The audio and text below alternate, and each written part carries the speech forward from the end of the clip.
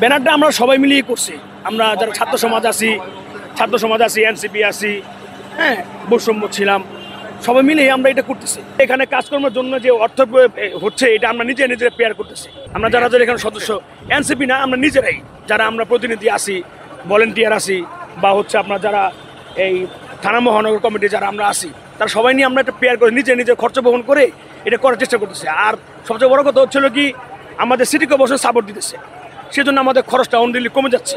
আগে ময়লাটা পরিষ্কার করার পর আমরা ব্লিচিং দিয়ে ভালো করে এটা ধোয়াতে ব্যবস্থা করব, এবং আপনার গিয়া সাপোর্টে, সিটি কর্পোরেশন সাপোর্টে যতটুকু সম্ভব একদম সর্বোচ্চ দিয়ে আমরা এটা একবার পুরো ক্লিন করে ফেলবো, যেমন মানুষ বসবাসে উপযোগী হয়। আপনি কি কর্মচারী? আপনি কি হিসাবে আছেন? আমি পাইপলাইন পরিদর্শক। ওনারা আমাদের অফিসে গেছে, ওনারা আমাদের সহযোগিতা চাইছে। তা আমাদের সেবামূলক প্রতিষ্ঠান, আমাদের গ্রাহক, আমরা সবারই সেবা দিই।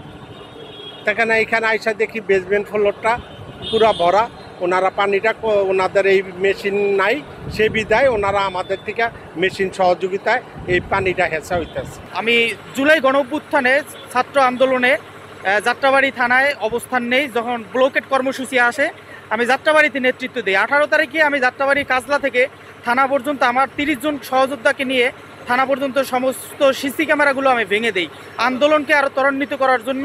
পরবর্তীতে 19 তারিখে আমি সন্ত্রাসীদের ছোড়া বুলেটের আঘাতে গুলিবিদ্ধ হই। এক পর্যায়ে মুগদা মেডিকেলে আমার চিকিৎসা চলে দীর্ঘদিন, 3 মাস। পরবর্তীতে আইসিইউতে থাকার পরে আমার প্লিহা কেটে ফেলে আমি স্বাভাবিক পর্যায়ে আবার আসছি। আমার 10 বছর টানা ট্রিটমেন্ট, চিকিৎসা এবং টিকা চলমান আছে।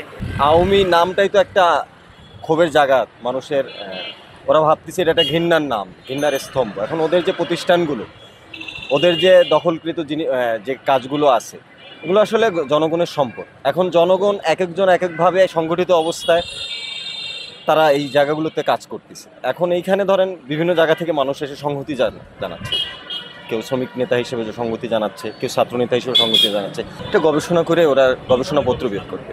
এই যে ফ্যাসিবাদী যে ব্যবস্থা, এটা যেন আবার মানে পরের বার যে ফ্যাসিবাদী যে ব্যবস্থাগুলো দাঁড়াবে, তারা যেন প্রত্যেকেই স্মরণ রাখে যে আসলে জুলাইয়ের যে ঘটনা, সেটা ফ্যাসিবাদ প্রত্যেকবারই তারা ভয় পাবে এবং একটা আতঙ্কিত হওয়ার জন্য এই সমস্ত আয়োজনগুলো করা হয়। এটা এনসিপি করছে কিনা এটা আমি শিওর জানি না, আর এটা আমি বলতেও পারি না যে এটা এনসিপি ওয়াসার থেকে পানির আনছে নাকি আনেনি, এটা আমি শিওর জানি না। যেই জন্য আমি এনসিপির বিরুদ্ধে এই কথাটা আমি বলতে পারি না। আমি এনসিপিতে এখনো কোনো দায়িত্বে নেই, কোনো পদেও নেই, আমি একজন সাধারণ ছাত্র জনতা।